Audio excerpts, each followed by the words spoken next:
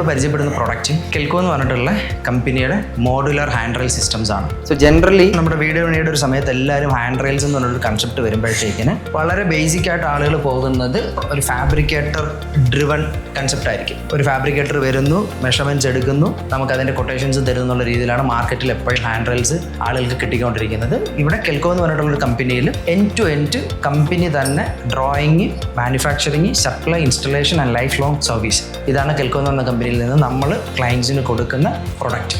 അതുകൊണ്ട് ആർക്കിടെക്റ്റോ ക്ലയൻറ്റോ കെൽക്കോ എന്ന് പറഞ്ഞിട്ടുള്ള ബ്രാൻഡിനെ ചൂസ് ചെയ്യണം എന്നുള്ള പോയിന്റ്സ് ആയിരിക്കും നമ്മൾ ഇനി കവർ ചെയ്യാൻ പോകുന്നത്.